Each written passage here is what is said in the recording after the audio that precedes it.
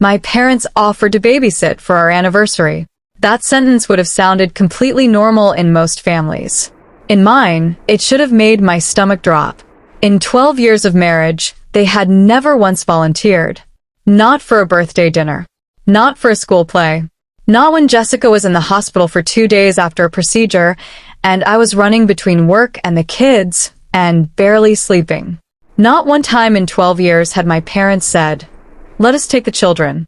So when my mother called on a Tuesday morning and said they wanted to come stay with the kids so Jessica and I could have a real anniversary night, something in the back of my mind noted it. I filed it. And then I told myself it was nothing because that is what I have always done with the things my parents do that don't quite add up. I told Jessica at dinner that night. She put down her fork. "They offered," she said. "Yeah." Out of nowhere. I mean, I think they just... Tim. She looked at me in the way she has looked at me 1,000 times when I am about to explain away something I should be taking seriously. They have never once offered. I said maybe they were trying to change. Maybe something had shifted. Maybe this was a good sign. I said these things with the practiced ease of someone who has been rationalizing his parents' behavior since childhood. Jessica said she would think about it. Before I tell you what she found in that bag, tell me where you're watching from tonight. And if you're raising children or helping raise grandchildren, subscribe. Because some stories remind us why instincts matter, especially when the people involved are the ones we were taught to trust. Let me tell you about my parents, Robert and Helen Carter. Retired. They were not cruel parents. I want to say that clearly because the cruelty, when it came, was not something I ever saw coming. They were distant, controlled. The kind of parents who attended your important events, but somehow made you feel their presence was a favor being done. They had not been interested in my children the way my in-laws were. Jessica's parents knew every school project, every friend's name, every phase Emma was going through. They showed up for every birthday, every recital, every ordinary Tuesday when a kid was sick.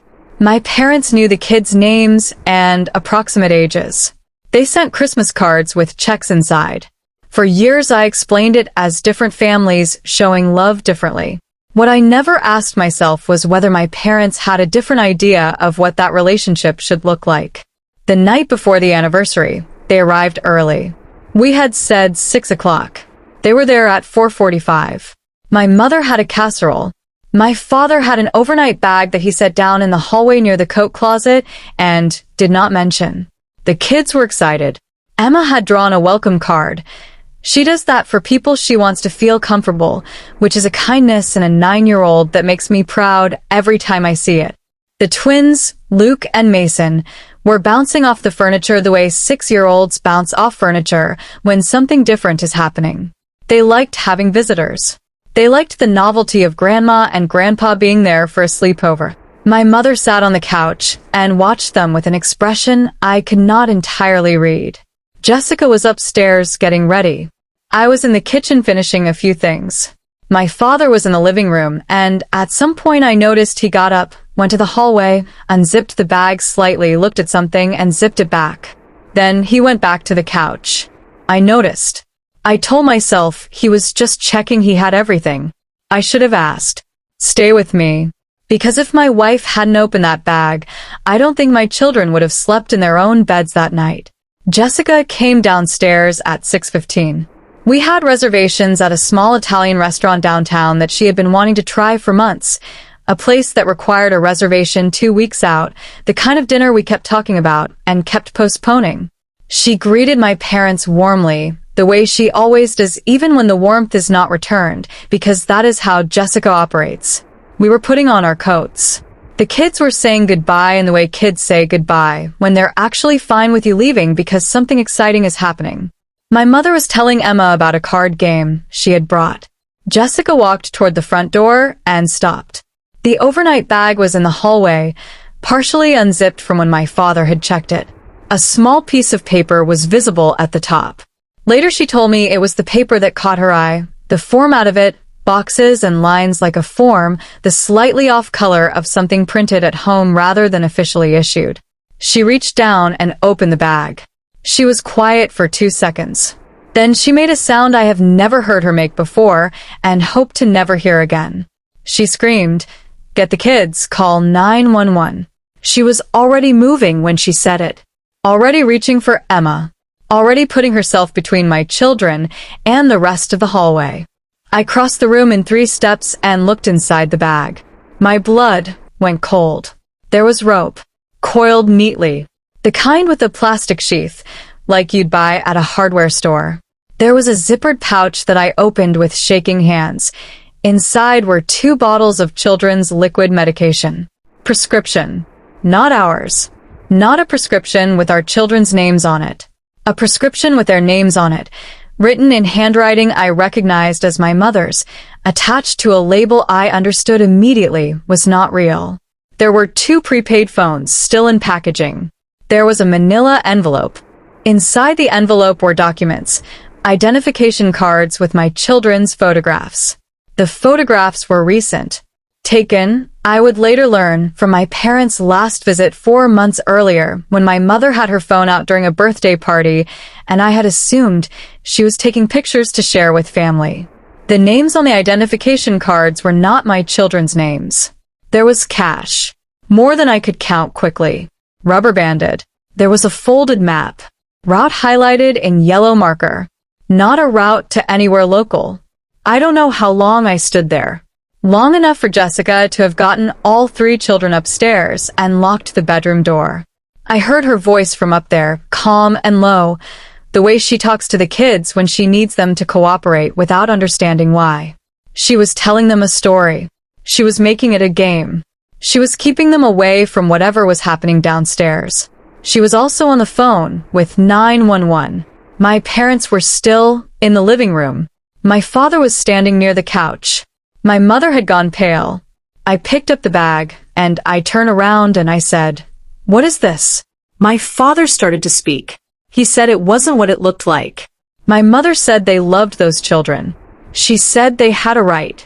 She said my wife's family got everything, every birthday, every weekend, every holiday, and that they had been pushed out, excluded, denied access to their own grandchildren.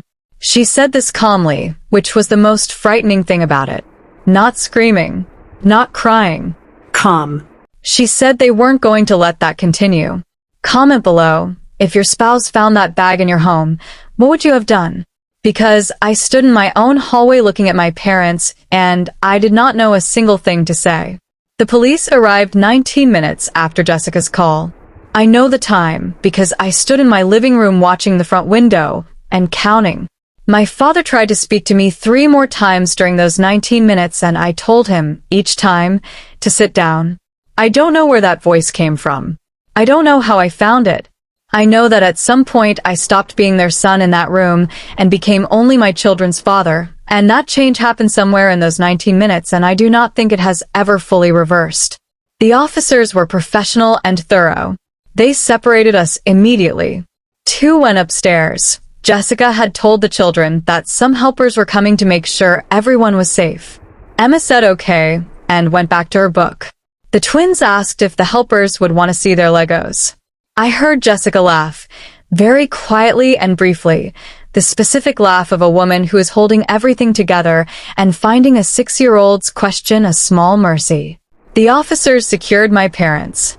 Not violently, quietly, and with the specific efficiency of people who have handled situations that look like one thing and turn out to be another. I sat in my kitchen while they worked, and I thought about things. I thought about the birthday my parents had missed when Emma turned 7. A comment my mother had made about children knowing their real family. The way my father had looked at the twins at last Christmas. Not with warmth exactly. With something more like assessment. I had normalized every one of these things. That is what you do with your parents when you have been taught that questioning them is disrespect. That night, investigators found a travel itinerary on my father's phone. A cabin rental, 6 hours away. 4 nights paid in advance.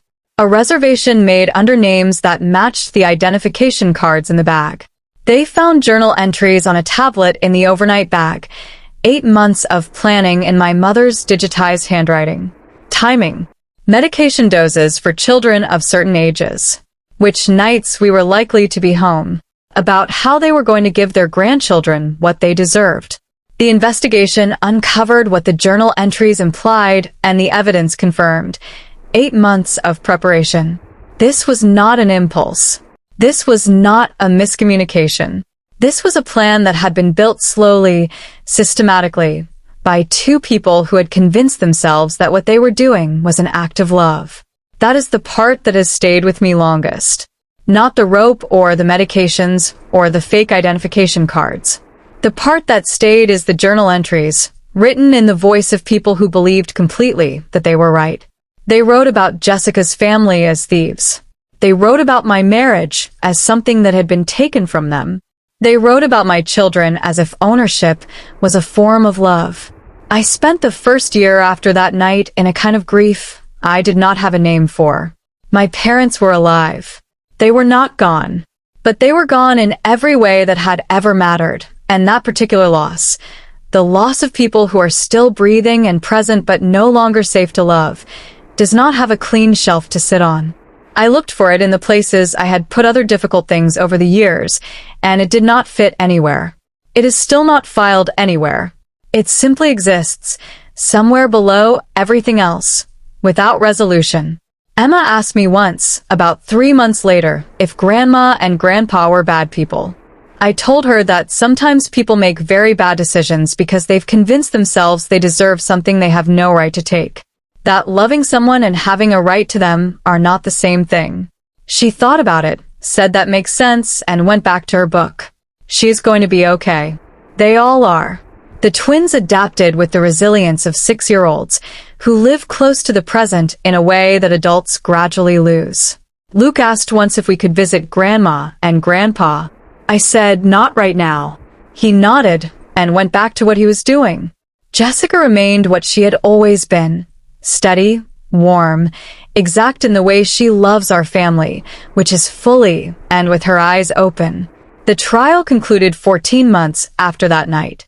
My parents were convicted on charges that I will not describe in full detail, because some of what was established in that courtroom belongs to my children, and I am protective of what belongs to them. My parents maintained, throughout the proceedings, that they had been acting from love. Their attorney argued that their intentions were misunderstood. The judge, a woman in her late 60s who heard the journal entries read aloud in her courtroom, did not find the intentions mitigating. I stayed home with my children. My parents offered to babysit for our anniversary. My wife opened a bag and saved our children. People say instincts are irrational. I disagree. Sometimes instincts are simply wisdom arriving before proof does. Jessica had no evidence in that hallway of anything specific.